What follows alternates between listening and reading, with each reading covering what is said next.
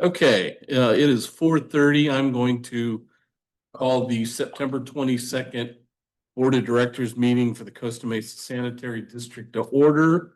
And I would like to invite everyone who's able to rise and join me in saluting the flag.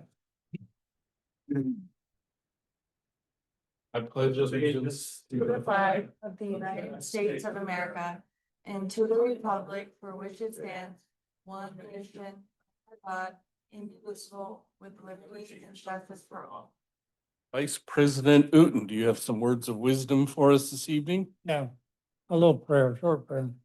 God, grant me the serenity to accept the things I cannot change, the courage to change the things I can, and the wisdom to know the difference.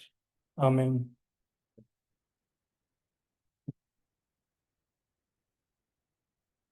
Okay, Madam Clerk, may we have a roll call, please? Sure. Director Cheyenne Wright. Here. Director Nicole Wiltshire. Here. Secretary Arthur Perry. Here. Vice President Robert Uten. Here. President Michael Schaefer. Here, thank you.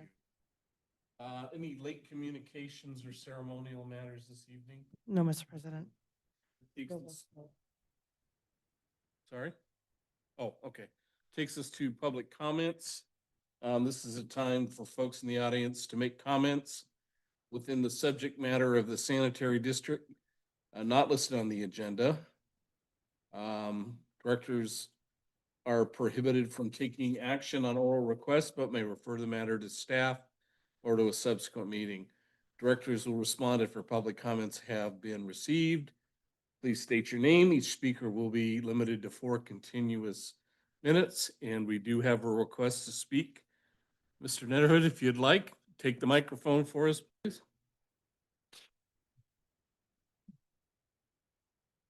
Good evening, and thank you very much. Good to see you, Chair Schaefer and board members. My name is Al Netterhood, and I'm the Board of Municipal Water District of Orange County.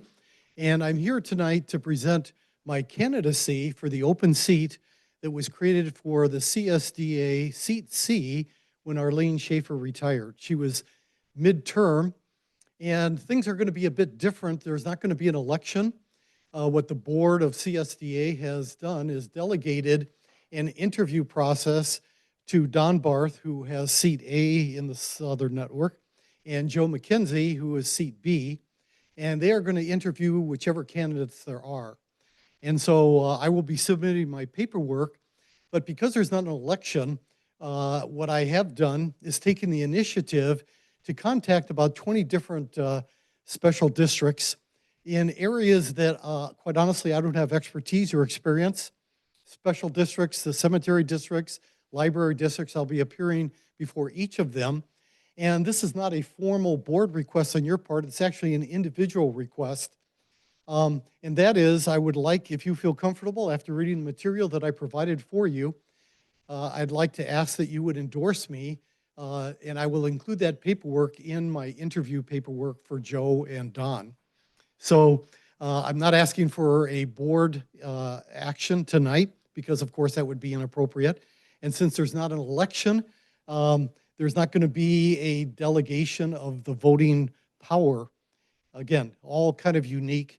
And so I'm presenting myself as a unique candidate under these circumstances and asking for each of you to endorse me if you feel comfortable doing that. My history and general performance is outlined. One of the things that I think is important for this special district is when I first was elected about 10 years ago, I became aware of the LAFCO dues process for special districts. And I started looking at it and asking questions, and that structure had been created about 20 years earlier and had not been changed to adapt to the change in revenue and growth of large districts like Irvine. So I initiated a process with ISDOC to revise the dues structure. And it was especially important for smaller districts like Costa Mesa Sanitary, and they ended up saving about $2,000 to $3,000 a year in dues to LAFCO. And that happened almost 6 years ago, so there's probably over $10,000 worth of savings for this district. And I cite that not as a plea for an endorsement, but an indication of how I approach things with questioning, with learning, and when appropriate, taking action. And hopefully that meets with your standards of behavior and you would feel comfortable in endorsing me. Thank you very much. And if you have any questions, I'll be happy to do my best to answer them. Good presentation. Thank you, Al. Thanks for being with us and Very good. good luck. Do you know why they are not taking it to election? Isn't that the standard protocol? My guess is that the time and expense precluded that, and they thought this was a more efficient process. Again, they haven't made any announcements. That's a conclusion on my part. Okay. Thank you very much. Thank you. Have a great evening. Right. Any other public comments? All right, seeing none, then we will move to our first item. Bear with me because I'm getting used to these new. President Schaefer? Just want to, since there's no one else in the public. Gentlemen, we appreciate you. No, not you, Al. You're not a judge. You're an elected official. We appreciate you being here with us this evening. I think we can ask you to go out and protect my city. And appreciate, so nice to see young police officers. And strong, able-bodied young police officers. So be safe and thank you for being here. We appreciate it. Yeah. Okay, thanks, Scott. Thanks for keeping me on. Consent calendar. Any items anybody wish to pull for discussion from the consent calendar? Seeing none, I'll move for approval. I'll second it. a motion and a second discussion. All those in favor? Aye. Aye. Aye. Opposed? Motion to approve the consent calendar passes unanimous. Thank you. All right, Scott, General Manager's report. Yes, thank you, Mr. President. Marissa Pareto will be giving this report regarding the recycle coach. Good afternoon, President and Board. As you know, staff presented Recycle Coach to the board at the August 12th study session and then provided additional information at the September 9th study session. Key among the updates provided on September 9th were that Recycle Coach does have a 2-year contract option, and also that the district's SB 1383 grant will cover a portion of the contract cost. Following the meeting on September 9th, CalRecycle announced that the SB 1383 grant term has been extended from April 1st of 2026 to November 2nd of 2026. So this means that the grant could actually cover a portion of both the first and the second year of the contract, rather than just the first year as we had previously reported. This could amount to approximately $11,000 to $22,000 of the total contract cost over those 2 years. Staff does plan to regularly monitor Recycle Coach's users, engagements, and other metrics, along with cart contamination and diversion to measure the success of the program. Today, staff is seeking approval to move forward with the Recycle Coach contract, and I'm happy to answer any questions that you have.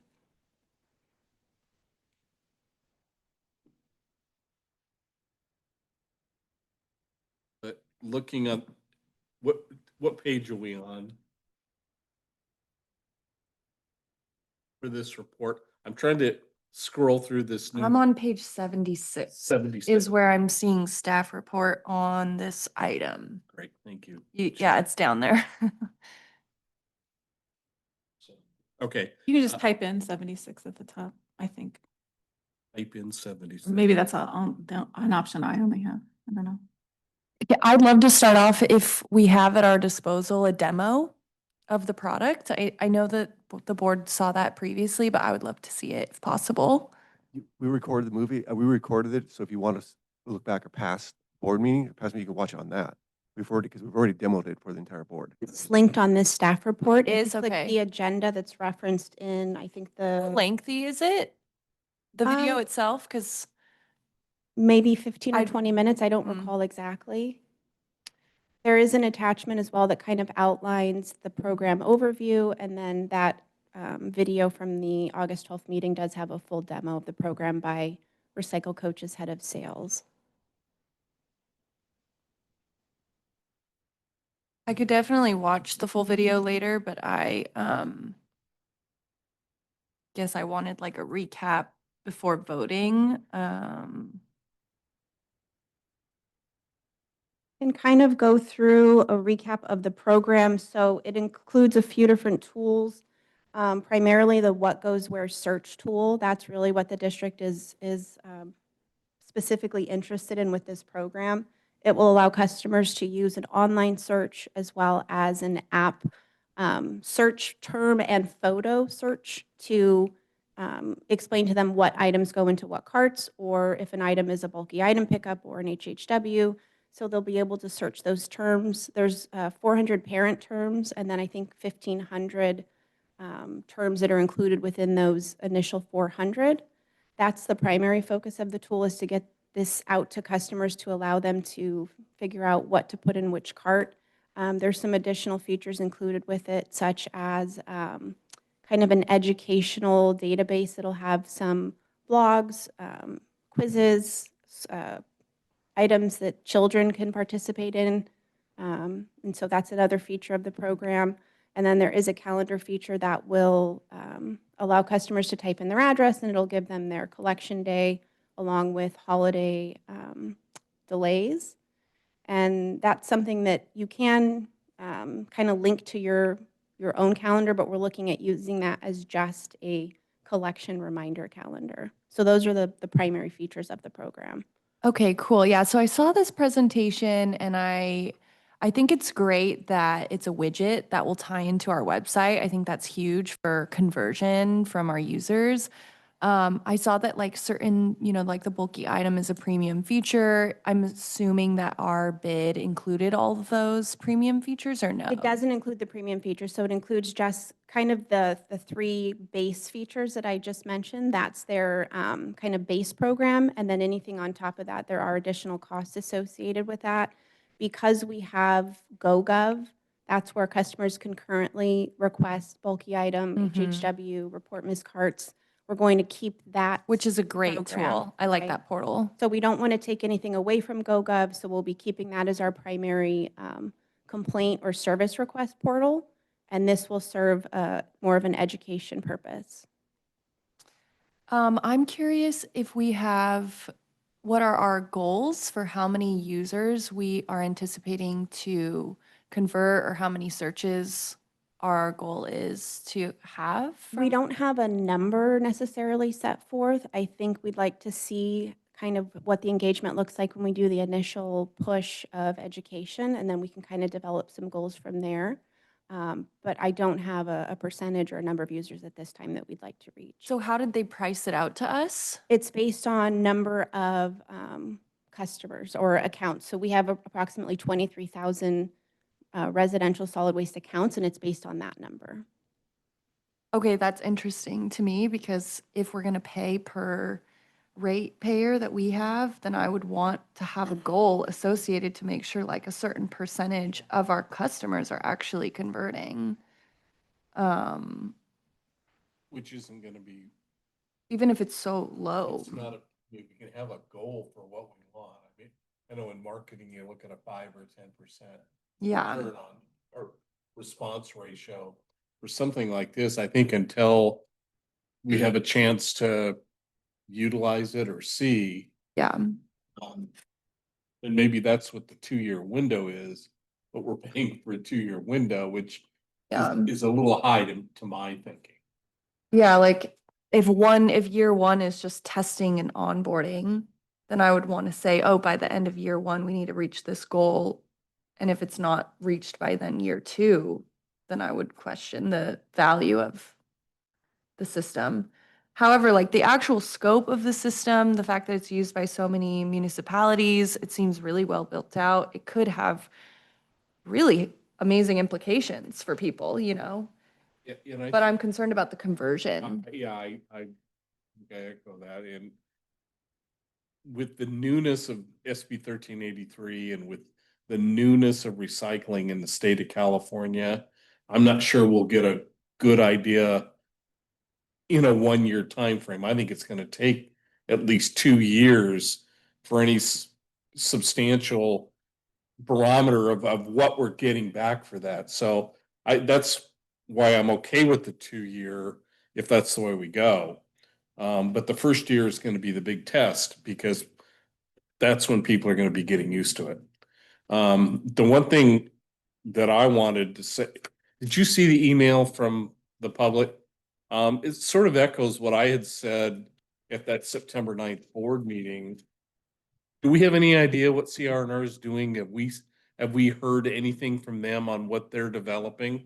Not any update since the last meeting, just basically the same information, approximately 6 to 8 weeks potentially for a website, 6 to 7 months for an app. We did confirm, as of right now, it doesn't look like there would be any metrics available from CRNR. There's no way for them to pull out our data versus data coming from their other jurisdictions. So we would be missing out on that point to see what customers are searching, what questions they have, how are they doing on their quizzes, and that'll help inform the other education that we're doing. So that component would be missing with the CRNR search tool.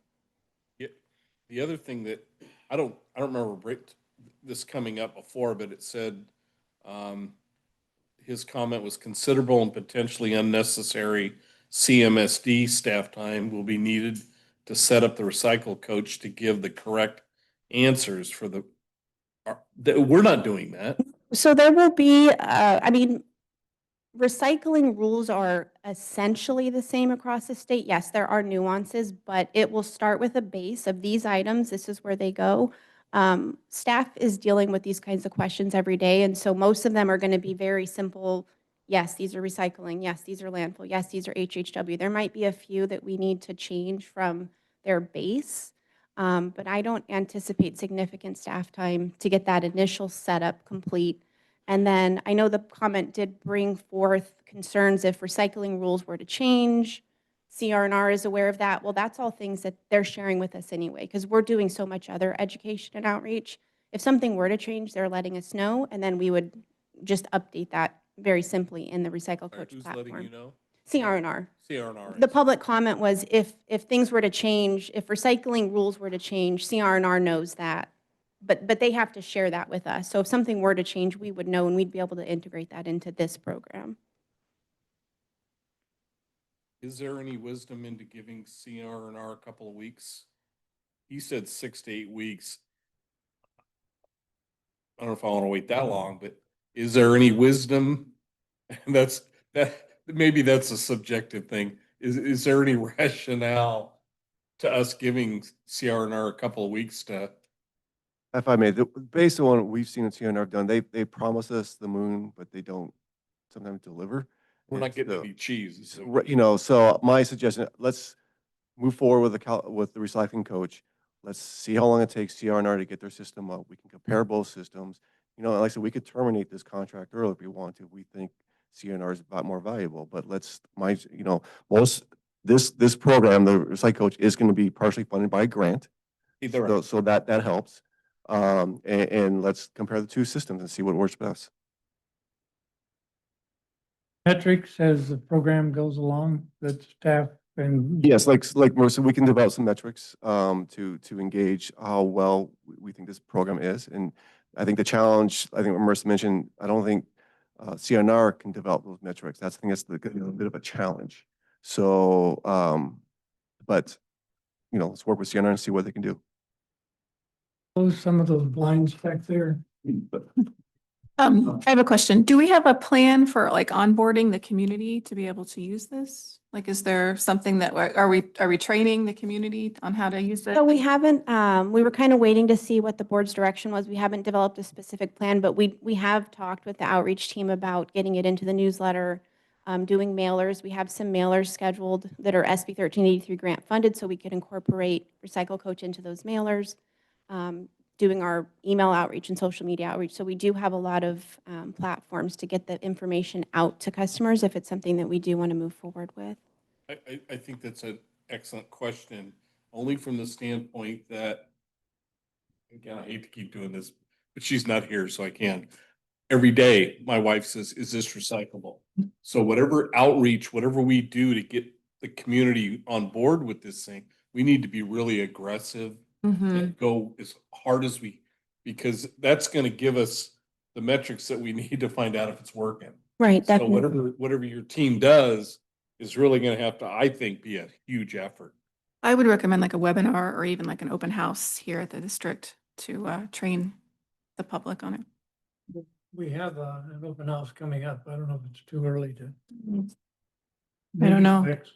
EcoX. We got Eco Expo just around the corner. It's perfect. It's a perfect like event next for this week. event. Okay. Yeah, we could give a teaser. I mean, the platform won't be up by October 1st, but we could, 300 people here for that. yeah. Nice. I mean, just that, some of the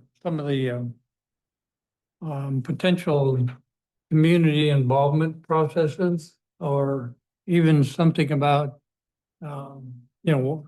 what we think this program is going to do or should be doing. Scott, you mentioned you could cancel the program at any time. And So it's- what are we signing up for? A 2-year program?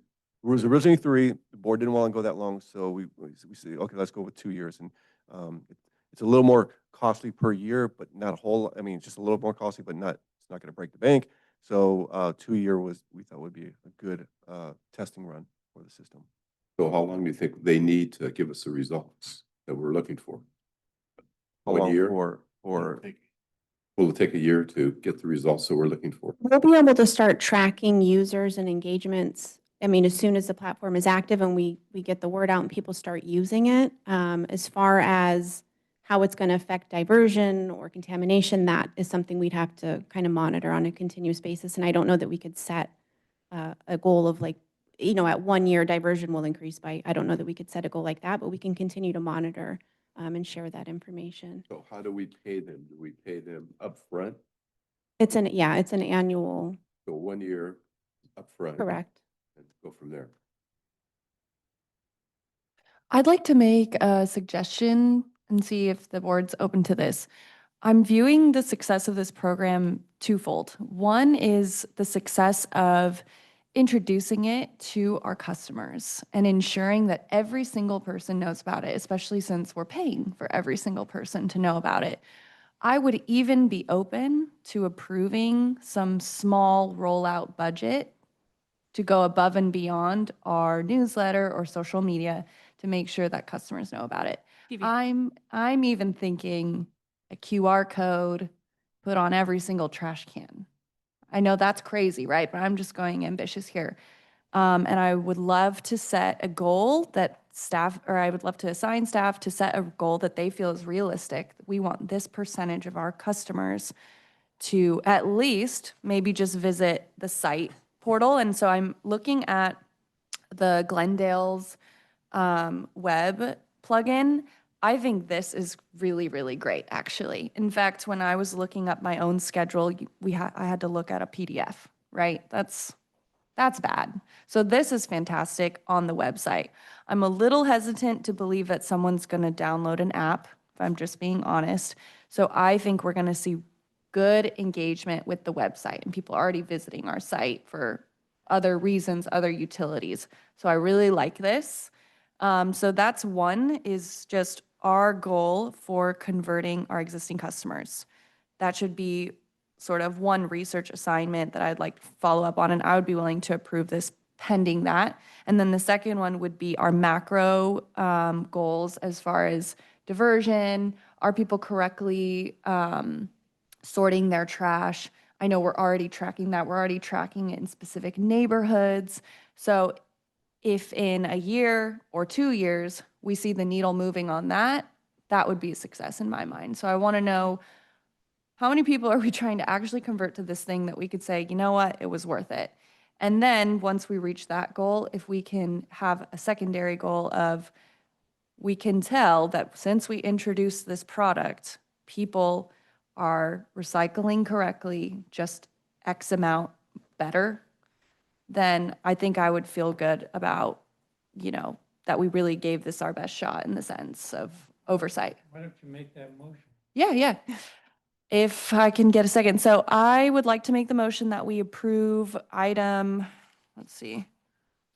1, the 2-year agreement with Recycle Coach, pending that staff comes back to us and provides sort of a rollout strategy for our customers with onboarding and conversion goals that they feel is realistic.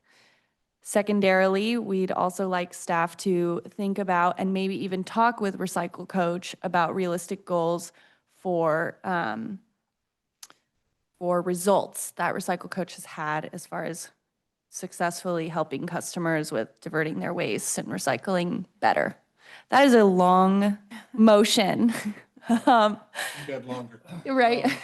I'm okay with that, but I think in addition to asking Recycle Coach for some kind of anticipated return, that we let CRNR tell us what they also think should be a reasonable, I mean, they are our partners in this, so let's get their input as well on it. One thing she Yeah. asked was, let's take a look at some kind of, you had mentioned this, some kind of increase in budgetary form on getting a rollout and what it would cost if we need, what it would cost to do something extra to get the word out to the community. And are you looking at something in addition to like the newsletter, postcard mailers, social media? Are you looking for some sort of you mentioned a town hall or something like that? Are you looking for a different sort of outreach than we're already kind of conducting? Well, yeah, like some sort of campaign, advertising campaign to make the public aware. I'm seeing the 3-cart commercial all the time now. So if we could get another commercial like that, if people are going to the website, we can retarget them with ads. Nice. That commercial is showing up in some places I would have never expected Hmm. to show up, and it's, hey, we're on TV.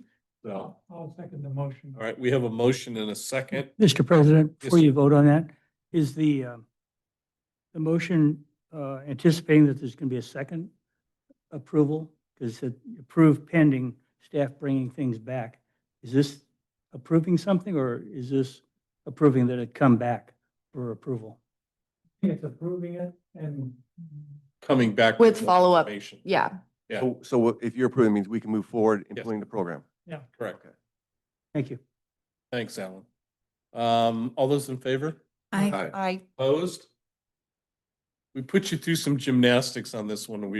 You did the diligence that we needed done, so thank you. Thank you. And go forward. Sounded biblical almost. Go forward and. Okay, item 2, Scott. Thank you, Mr. President. So it's that time of year when we do our community-wide survey, our citizen engagement survey, where we're intending to contact 1,000 of our residents and engage with those residents on a level of services, level of performance. Also engage with those residents on new potential programs. Also find out any kind of barriers that they're experiencing with recycling. As you know, there was a joint meeting with the board and the Citizen Advisory Committee on September 10th, and the Citizen Advisory Committee gave us some great suggestions, some great questions to add into the survey.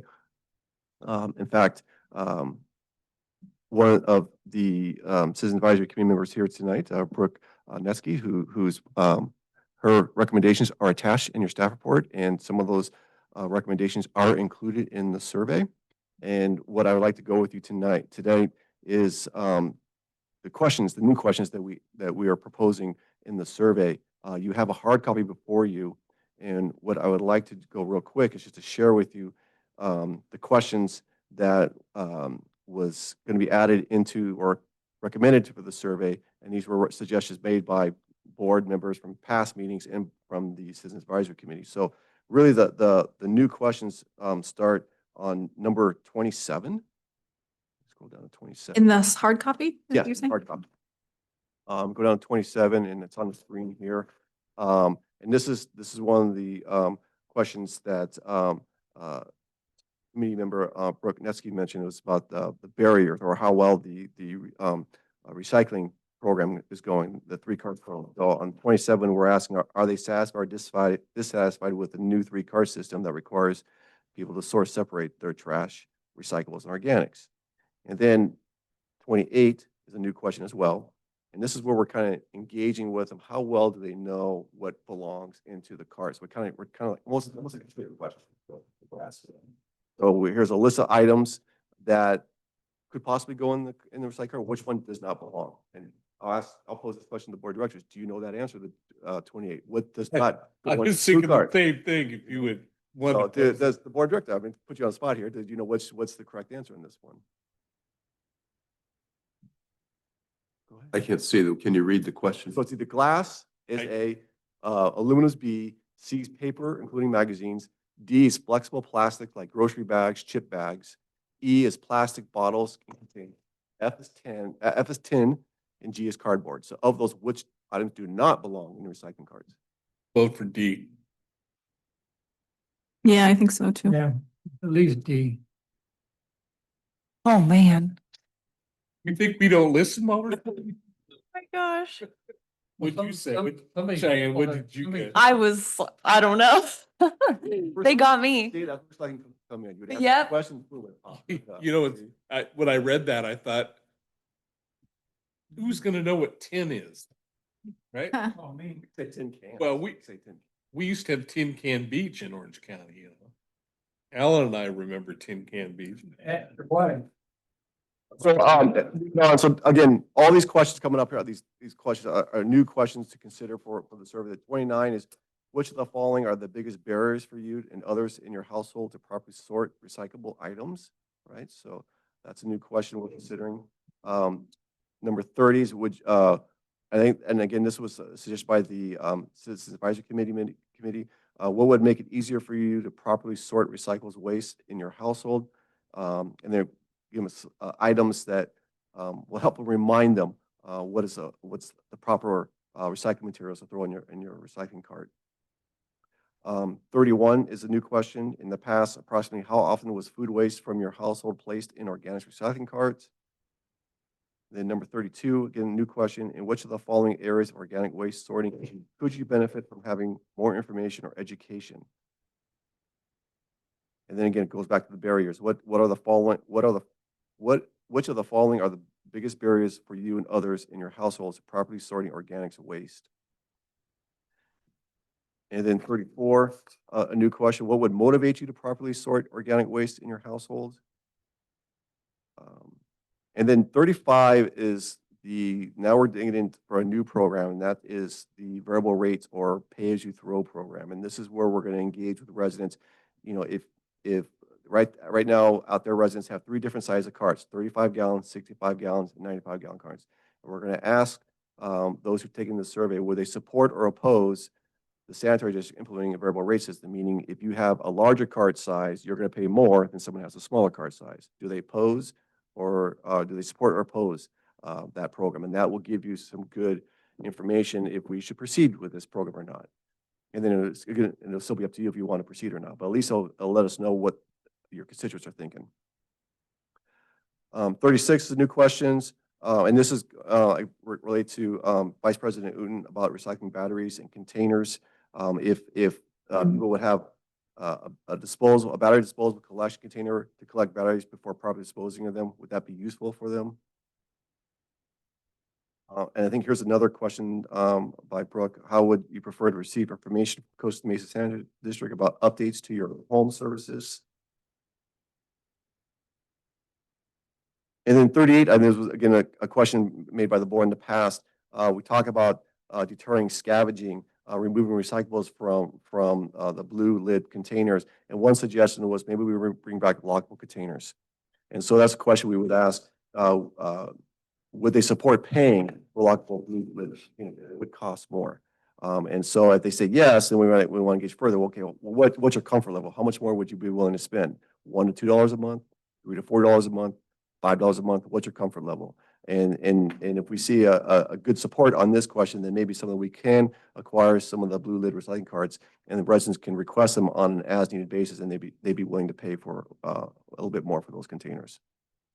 So those are the questions we have so far that are new questions to the 2025 survey, where staff is looking for direction from the board. What any other questions we're missing? What kind of questions you want us to add to the survey? We don't want to get too many. I would say, I mean, because you get too many, you kind of lose their interest.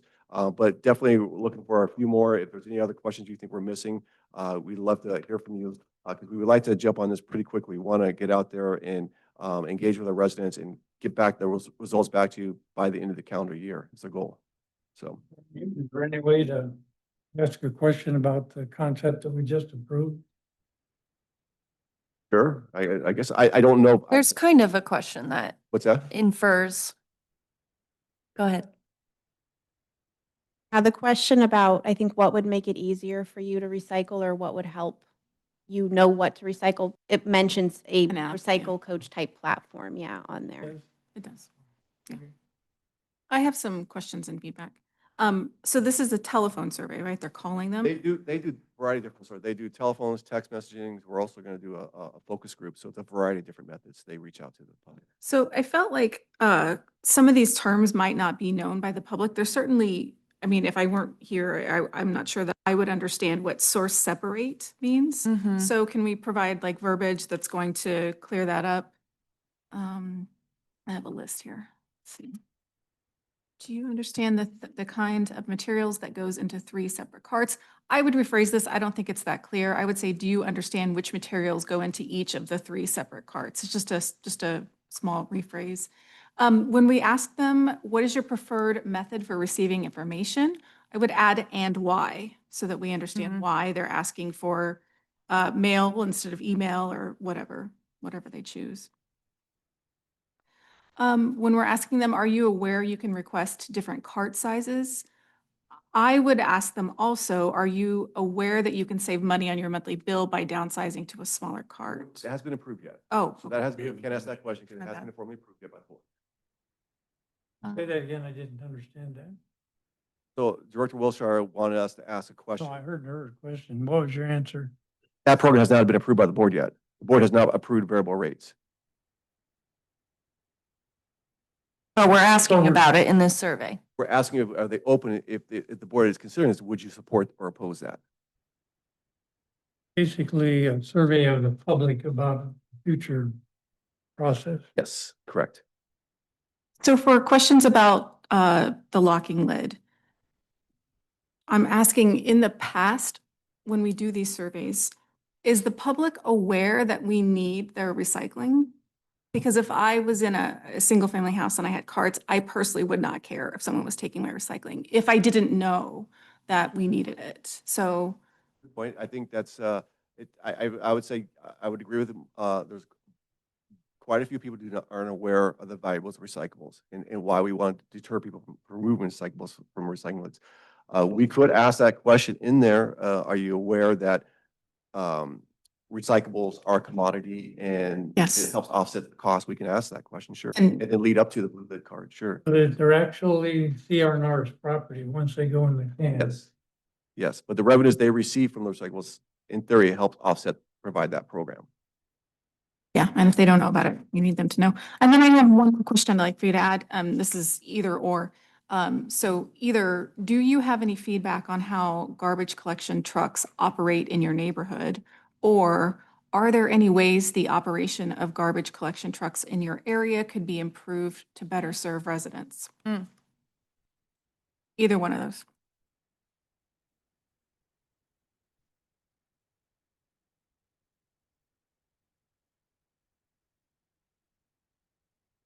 I was thinking, and this may not be appropriate, trying to figure out if they're aware that if they recycle, it's eventually less cost to the district, which eventually is least less cost to the homeowner. We're paying $17 or $15 a ton for the blue cart, and we're paying $62 to $75 for one of the other 2 types, organic and landfill. So is it fair to try to figure out how to make them aware of that or ask some question in that? Well, they don't see that in their bills, right? They're not going to see that. So I don't really, Another way to incentivize them to recycle. I think that's where the variable rate system would come in. It's going to incentivize them. And I'm not talking about that. But you're saying you want to incentivize people? Go into a smaller cart will encourage people to recycle more because now they got to throw away less trash. So how they throw less trash? They recycle more. That's debatable. in certain communities that has worked, in certain communities it hasn't. My, didn't, is it, this is, the survey is to determine policy making for the district. There's also an education piece. And that's what the question I'm trying to get at. I'm trying to understand if they're aware, we pay for services and then we pay for the 3 different carts. And they're not doing a very good job right now. And we're paying through the nose for those who we hope will recycle. I'm not even sure we have a goal, for what the percentage is. And some of these other programs will determine that, but so, okay, maybe it's not a decent question. I don't mean to belabor the point, but if we're asking them if they want to pay extra for it, I think that we have to tell them why. Like why it would be advantageous for them to pay extra for their, I had a comment on number 27. When you're ready, Scott.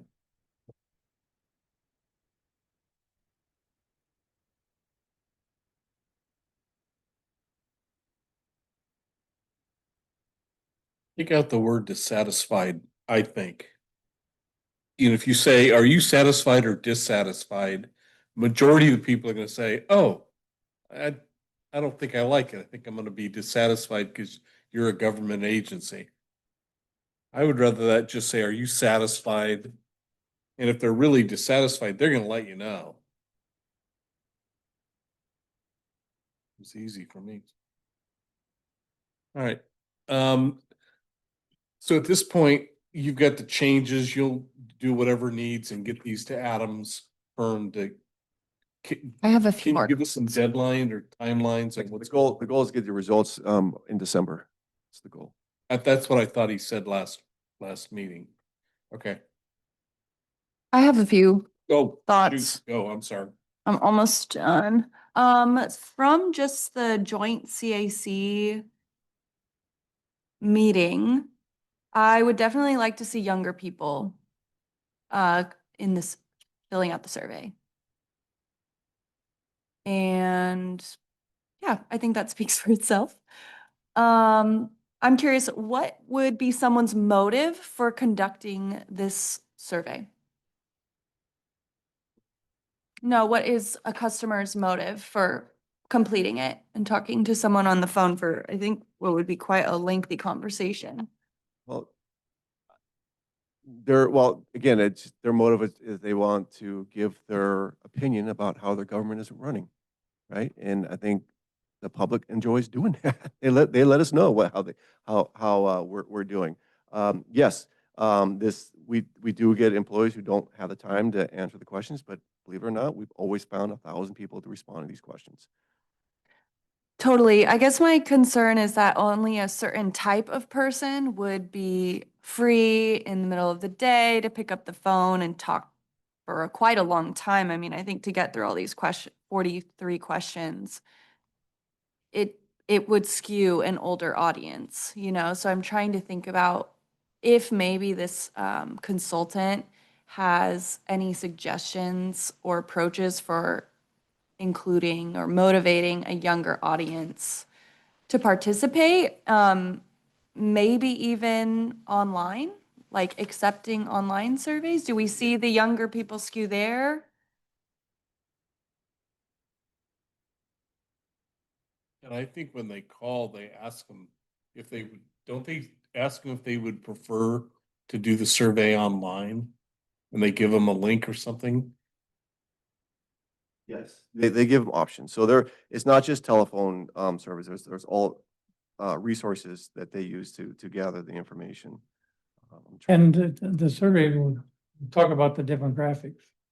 Young or old or middle age or.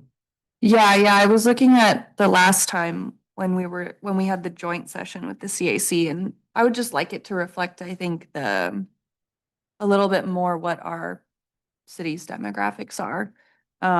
For example, as the CAC pointed out in 2023, people said their preferred method of receiving information was by mail.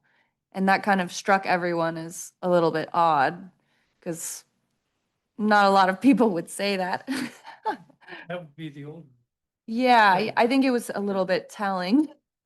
It's almost like I think people say, oh, just send it to me by mail, knowing they can. With Get rid of yes, it. with the Mhm. subconscious or conscious understanding of like, it won't bother me. I was looking at the 2023 survey, the demographics, and only 5% of the 1,000 were between 18 and 29 years old. So we'll ask Adam if he can increase that age group, get more participation by the younger groups. Yeah. Obviously under 18 would not be relevant. No, he wants to, because he's looking for voters, registered voters. That's Yeah, yeah, cool. Okay, and then direct feedback on the survey itself. So, question number 2, please indicate if any of these social apps that you use regularly. I don't think this needs to be at the top. I think this could be at the end. I'm kind of assuming we have their attention and energy. The earlier in the session, the better. So I would rather jump right into matters relevant to the district. Number 4 from the following list, do you think that the Costa Mesa Sand District is part of the city, independent gov agency, or a private company? I thought this was, I think this is an interesting like philosophical question because it comes up in all of our surveys. And we're sort of like, oh, it's so bad that people don't know we're an independent agency. I just want to throw it out there. I don't think it's that big of a deal if people know that we are part of the city or not. I think all that matters is if they're happy with us or not and know how to contact us. So that's another one that I'm kind of like, Well, let me throw a wrinkle in that, because if someone doesn't know who we are, they directly go to the city. Now it's free, now it ties up their time, right, to resolve those issues. If they knew of us, they can go to us directly with their issues. So I think there is some benefit trying to educate the public that we are an independent, but we're not part of the city. We're a separate legal entity. And so they will clean up some of the bureaucracy, because now they have to go to the city thinking they're trying to resolve the issues. Well, sorry, it's not wrong agency. Oh, now you got to go to the district. They didn't know about us.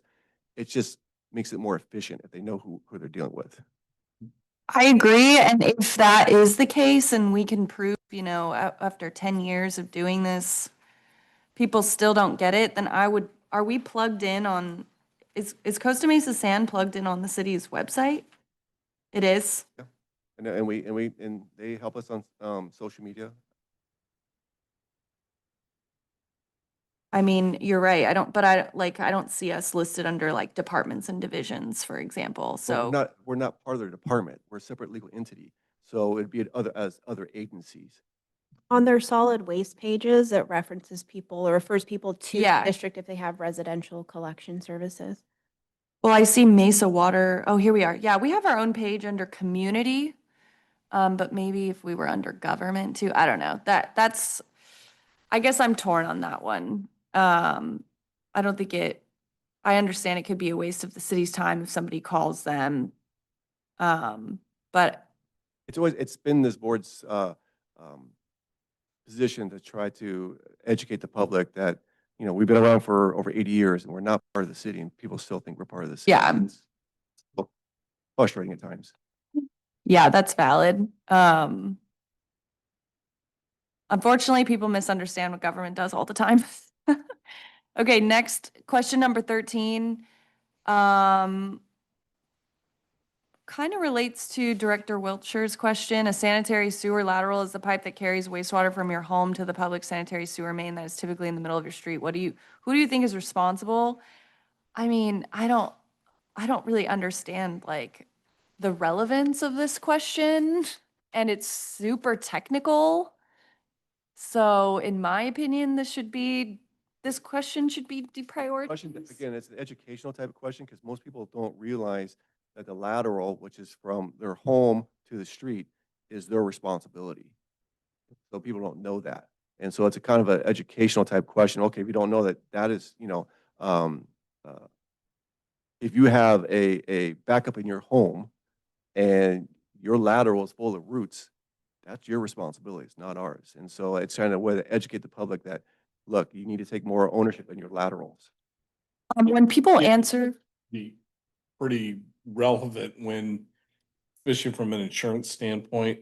I can't tell you how many times my customers would call and say, my sewer got blocked.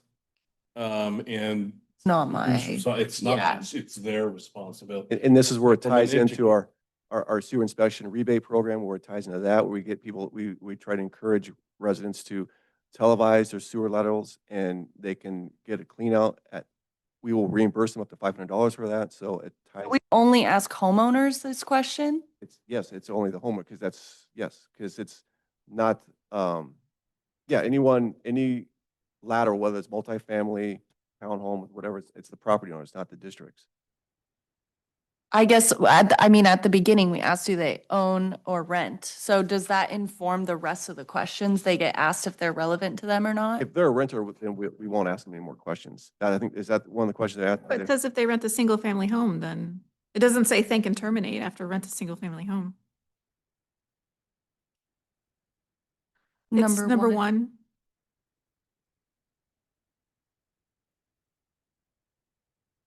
See? Yeah, so can we go back? So if they say they rent, then we don't ask any more questions. We don't want renters, we want homeowners. Oh, Well, it says rent a single family home. So if they rent a single family home, then it continues on? Yeah, then they can continue. But if They they're a renter, like feel- they're in apartments, because we've done in the past, we had a survey, say, a few years back. It was like 30%. There was a high number of renters from apartments, and those aren't our customers. Yeah. Right? I mean, they are, but it's not what, especially when it comes to solid waste questions, right? We can't ask those questions. So we're telling our consultant, we really want to focus on single family homes. If they rent them, great, but we don't want to make sure they're not in a condo or apartments, right? We want single family homes. Well, that would make sense why we end up skewing older as well. So when they answer a question and answer incorrectly, do they get the correct answer back from the caller? Or as they're submitting the survey, or no? What kind, For example, like which item would go in the recycling bin, or this Yeah, one, that's- who's yeah, responsible? Since we're trying to say this is for like education as well. yeah, we can do that. I mean, I don't think honestly, I don't think we ever asked that kind of question before in the past. So we can, we can let them know. Yeah, or like question 13, who would be responsible for your Yeah. home's sewer lateral pipe? If they were to answer incorrectly, but the whole point of this question is to make sure that they're educated on it. Right. I don't know if I'm sure they have that feature in their system. Okay, interesting. When it comes to questions about your recent contact with the sanitary district, do we have our own survey that we send out just after they contact us? We do under GoGov, right? We do send out a survey on GoGov. Awesome. Yeah. Cool. Then I would assume that is just as accurate as something like this, them recalling some past contact they had a long time ago. For question number 22, out of services that they're aware that we offer, possibly like permitting in here would be something I'd be interested in adding in, like sewer permits for building. It's not technically a program. Mm. It's a requirement. Yeah, So- right. So permits are required, that you're required by law to have it. So that's a little different than a program. Yeah, I guess I was just thinking about the ADU program that is coming. So I was thinking it could go there, but that makes total sense. Okay, 26 and 27. Both of these questions, or just 26, I guess, related to SB 1383, they're super long. And I'm just wondering if we could cut this down. I don't really know if it matters, if people need to know about a bill. They just need to know, hey, we do these 3 bins now. Is it working or not,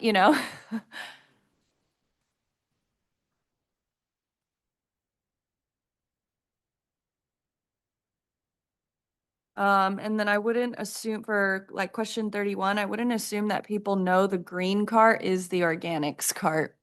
So if we want to unfortunately dumb it down in some places and either explain that that's the green cart or just call it the green cart. I think that would be smart. And that is my feedback. Awesome. Thank you. Okay, then back to my question about time. December is when we get the results. They'll start making the calls between tonight and when we get. Yeah, I think they'll probably start next week. We'll get this information to them this week and they can start next week. Wasn't there a question from the CAC on fines? There was a discussion on that. I can't remember, Well, I'm not in favor of. Well, If they put it on there, it'd be at the end. It was we discussed. have a policy on fines. No agency in California has fined anyone anything yet in this. It's just a ridiculous process. And I thought we had tried to shuffle that off 1383.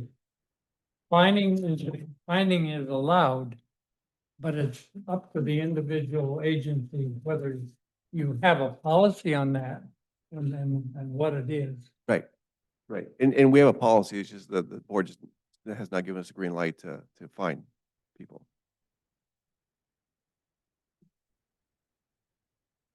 Okay, great. Thank you.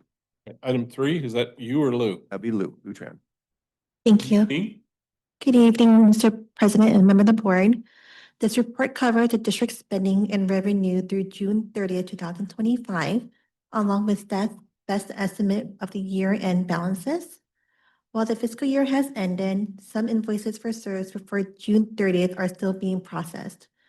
The year will officially close at the end of September, and any carryovers or encumbrance will be presented to the board during the October board meeting. So starting with the solid waste fund, the amended budget was 8.61 million. Staff projects that about 98% of this will be spent, leaving anticipated saving of 147,000. Most of the saving are from the personnel, maintenance and operation, as well as special programs. The combined solid waste and general fund revenue budget was 8.6 million. As of June 30th, the district received 8.48 million. As for the wastewater fund, the amended budget was 6.5 million, excluding capital improvement projects. Staff projects that 92% of the budget will be spent, resulting in anticipated saving of 520,000, mainly from personnel and maintenance and operation. The revenue budget was 8.2 million, and as of June 30th, the district received 8.59 million. So in summary, the district revenue and expenditure are on track with some anticipated saving in both funds. The final number for fiscal year 24-25 will be confirmed at the annual audit later this year. This concludes my report, and I'm happy to answer any question. Is Nigro still our auditor? Questions for Lou? Go ahead, Bob. No, not a question, but I'd say this budget is appropriately conservative because there's many of the parts of the budget that won't be spent. And I think my concern is the parts of the budget dealing with programs. I was going to go through and mark how many programs still have money left to spend or was not spent in this budget. And I guess I'm going to have to look at it a little more closely. But as I went through item by item, there's budget surpluses all over the place. Anyway, either that's a good job or I don't think we need more personnel.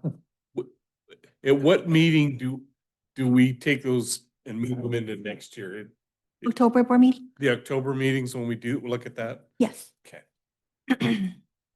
Okay, other questions for Lou? Anybody? All right, Thank you. then let's move to our engineer, Mark.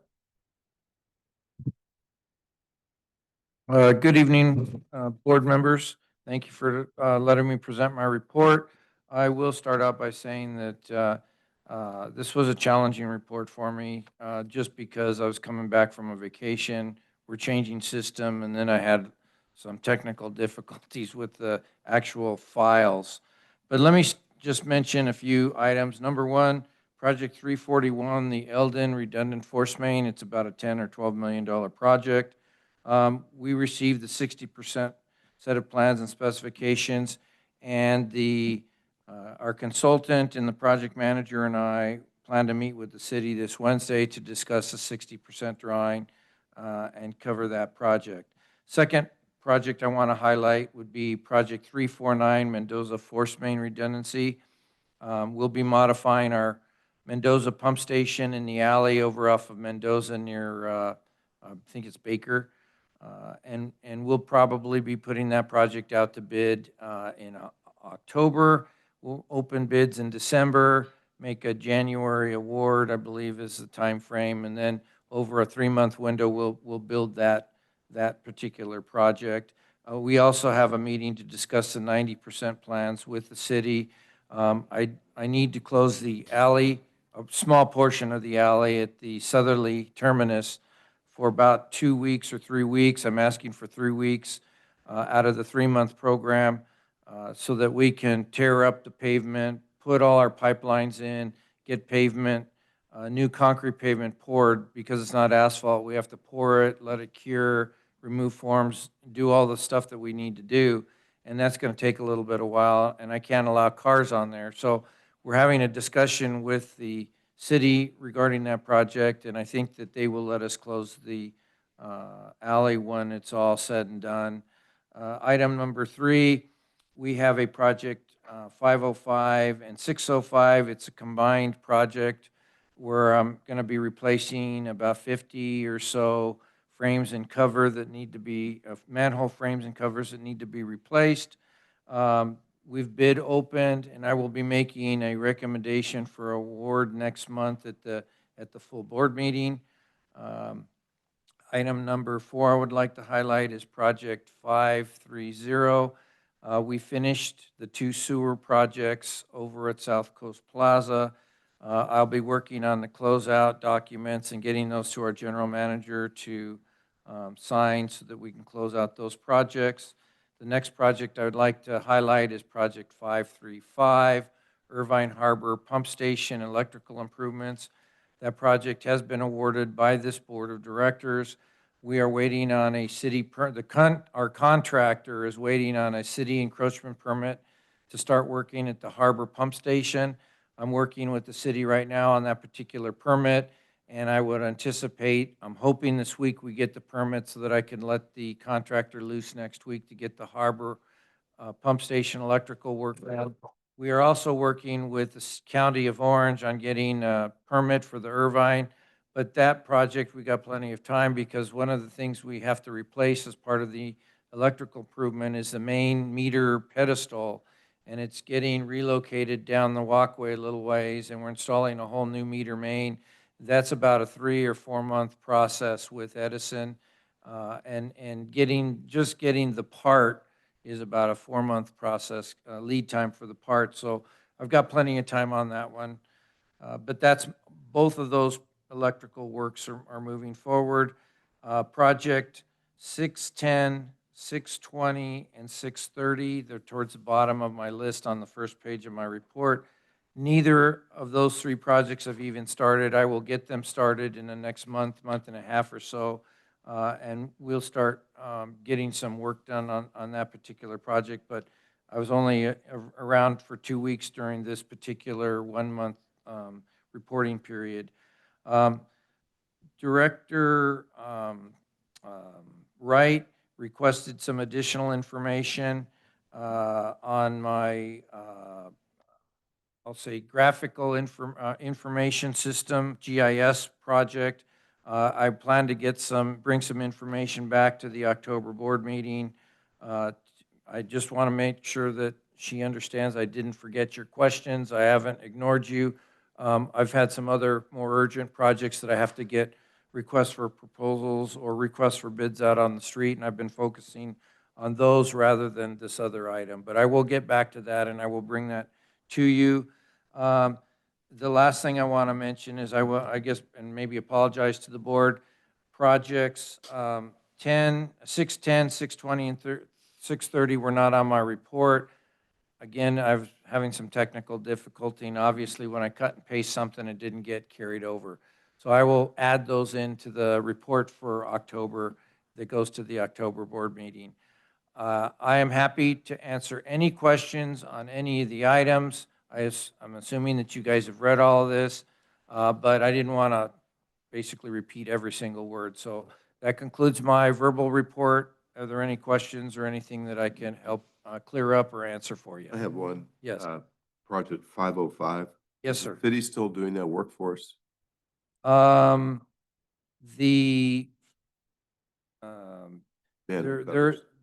well, there's two projects. There is a 309 project, which is when a city is paving a street and we need to remove the manhole frame and cover so that they can pave, they will have their contractor replace those frames and covers.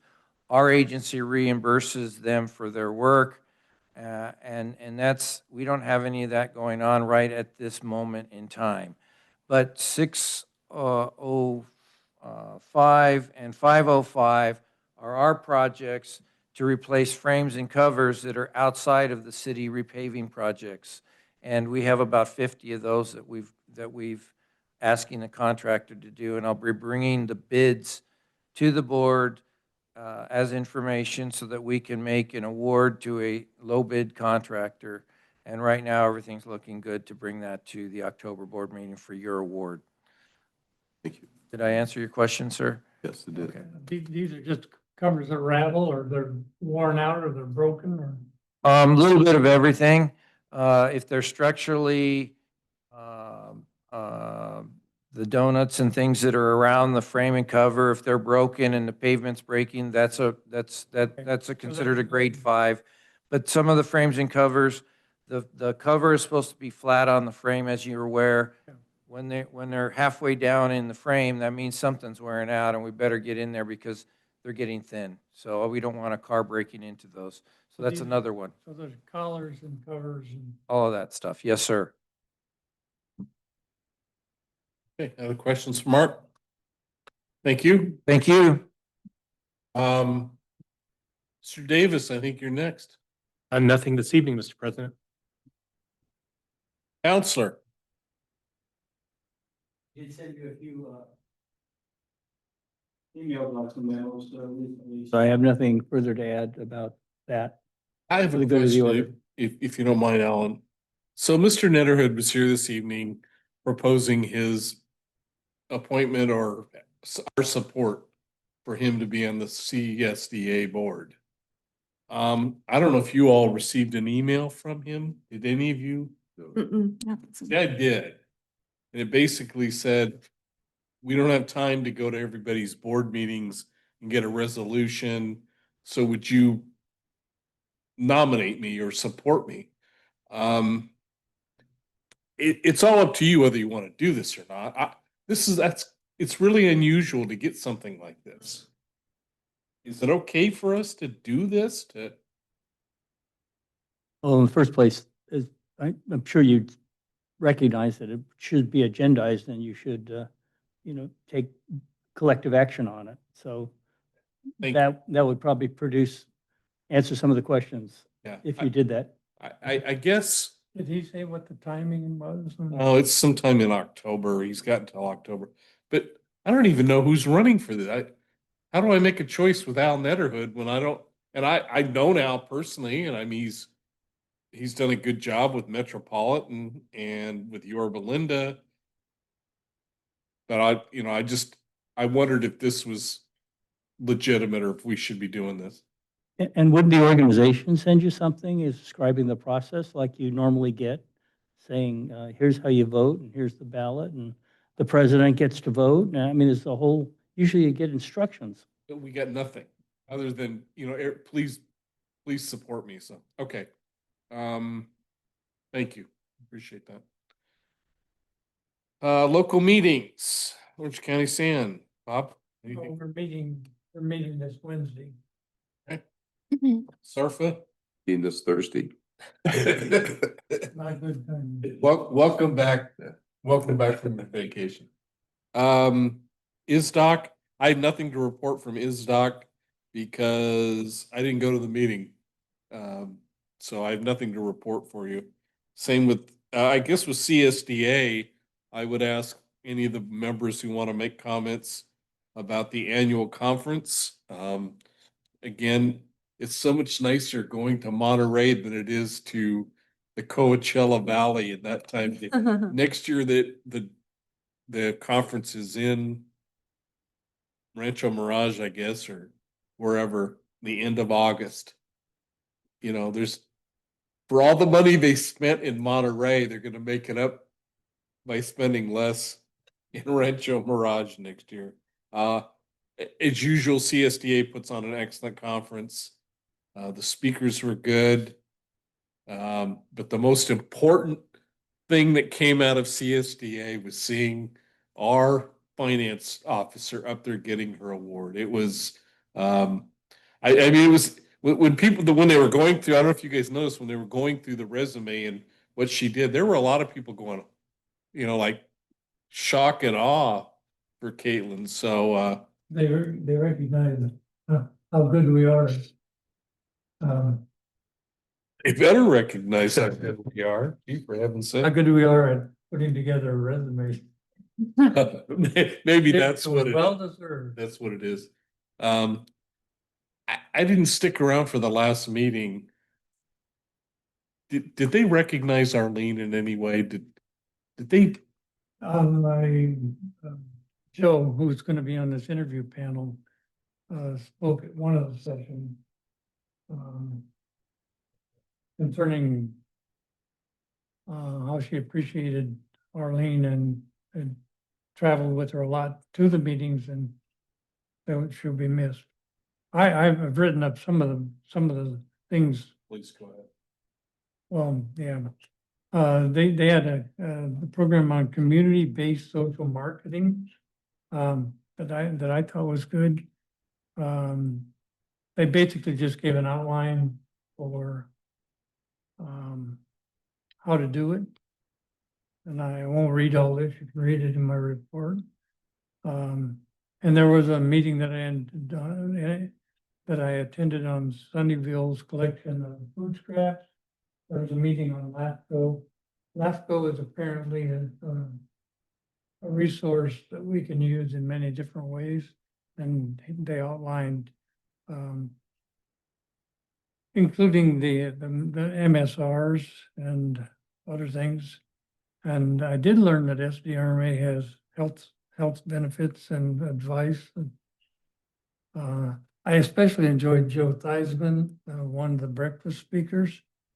I was going to tell a joke about that, but It was funny to see how many younger people didn't have any idea who Joe Theismann was. I mean, and rightfully so. You have no idea. I don't know who the Quarterback. let me tell you what I was going to. Oh, go. I told him. I shouldn't have opened the door, but go ahead. You know, culturally, they were changing all the names and it was the Washington Redskins. So I was gonna suggest to him that, you know, that they just changed the name to the Baltimore Redskins. Baltimore Redskin. Why would you do that? It's a joke. Oh, hope you all got it. I did. Okay, anything else on the conference? Anybody else? All right. Other meetings, there was no Waco meeting because they had a conflict with some water convention or water, so there's no Waco meeting. Anything else? I wrote up the description apparently from the previous meeting. I thought I'd made that before, which was this Santa Ana River as a water source and how it's matured over the years. Initially, they took from the river and then gradually Orange County Sand District came along. But I thought that was the August 1 meeting in my notes. They're gonna see it twice. For SDRMA, we had a board meeting this afternoon, special meeting to update things with the interim CEO. I spent, hate to tell you guys, but I spent all last week in Monterey again, at the Portola again, for the California Joint Powers Authority, California Joint Powers Association. And I'm very happy to say my wife came home with the same phone that she went up there with. So, No seals haven't? for those of you who don't know it, with the CSDA conference, my wife deposited her cell phone at the bottom of Monterey Harbor accidentally. Oh no is right. Joint Powers Authority, it's interesting to get a different perspective on the protection and the things that JPAs do. So it was a good week last week. All right, anything else? Any other meetings? Anybody? I'm going to submit a written report. All right, old business, none, new business, none. Takes us to closing items, oral communications and director comments. I have a comment. Director Wilshire. I want to briefly address the concerns raised at our last study session by CAC Chair Sue Lester. First, I want to be clear, nothing that I did was illegal. I nominated and voted to appoint the candidate that I believed was best qualified to serve on this board, and District Council has confirmed that my actions fully complied with the law. In local government, it is normal for people in the community to help each other during campaigns. No candidate runs entirely alone, nor should they be limited to help from outside our community. We all live and work together here. Relationships are part of community service. I want to recognize Sue was a strong candidate who contributed meaningfully to the district. It is understandable if she felt hurt and frustrated by the board's decision. But in the end, my responsibility was to vote for the person that I believed would best serve the district moving forward. For me, qualifications mean more than familiarity with operations. We, as a governing board, are here to represent our ratepayers and prepare this district for the future. That requires skills in areas like business and technology, areas where Director Wright brings knowledge that complements our board. Since there has been scrutiny of her appointment, I want to reinforce what a stellar addition I believe Director Wright is. In my judgment, her qualifications stood out clearly, and I am confident she will make an outstanding contribution. Civic engagement matters. Tough questions matter. I will always welcome public comment, even when critical, but I was disappointed this process was used to make accusations in a way that, in my view, were not in good faith. At the end of the day, my responsibility is to the people who elected me. I will continue to approach every vote with a focus on what best serves the district. And while this has been a difficult situation, we still have to work together. I look forward to moving past this and focusing on what matters most, which is serving our community. Thank you to members of the board for your support and trust. Thank you. I'm sorry to hear, or sorry to see the disparaging emails and things that have come your way. They're not deserved. You are a true community servant and we appreciate what you're doing. Other directors, any other comments? I do, yeah. No. Thank you for saying that, for one. And just wanted to say I've had a really amazing month so far, starting on the board. Had a really great orientation with Mr. Carroll and meeting a couple of staff members. So I'm really excited for the job. And as I'm getting up to speed, I thank you all ahead for your grace and understanding as I'm still learning about all of our ongoing projects. I did want to get a few things on your guys' radar. I know I mentioned in my interview that a vision that I do have for us is to be as aligned as possible with the city and with Mesa Water. So I do have an interest in the liaison meeting. I'm not sure how we volunteer to join those meetings. And I would love at some point to agendize or start facilitating a discussion about getting access to Tessa, so that we can, I'm assuming Mesa Water is having a similar problem of not having that full transparency. So I did talk to Mr. Carroll about possibly maybe even like Mark and I getting on the same page about like where do we feel we could use more transparency and what issues do we think it's causing for applicants and developers so that we can really paint a picture to council and the building department of why this feels like such a need. So that's definitely an issue that I would love to, look further into, lead the charge, try to get some alliances going with our other entities in the city. And then also in my onboarding process, and I was aware of just the compensation structure with all other board members. And so I wanted to get it on your guys' radar that I would be interested in allowing our board to opt into a benefits plan if possible down the road. If we would be open to that, I would love to get an idea of like what the costs would be, what's standard for other, special districts in our city, in our area. I can speak for myself personally that that would be substantial in its implications for my personal life. And so did want to bring that up. I did talk about it with Mr. Carroll as well in our onboarding. So yeah, those are my thoughts and comments for today. In terms of the liaison meeting, our district has taken the stance that all board members are invited to go. So we agendize it, follow the Brown Act procedures. You are obviously more than welcome to be. Okay, great. You're I didn't know if we Invited like yours, pre-assigned two people to go. there. By Cool. agendizing it, then all board members can go. Yes, great. Well, I already have it on my calendar, so I was assuming you'd tell me I could go. When is that meeting, 17th, the Friday the 17th. Of October. Okay. And it's at Mesa Water. Nice. It was confusing because it's in the back community room. And you can't get in the front door at City Hall. So Mm. make sure you go around the back. Before the meeting starts. Yeah. Okay, staff, anything else from staff? Okay, by the way, I just figured out why I couldn't get this eScribe stuff to work because I never signed in and got a password. But I'm an old guy. Technology passed me by. All right, if there's nothing else, I will adjourn our meeting and invite and make sure everybody is here on October 1st at 2:00. If for no other reason to get a free ice cream bar. We're adjourned.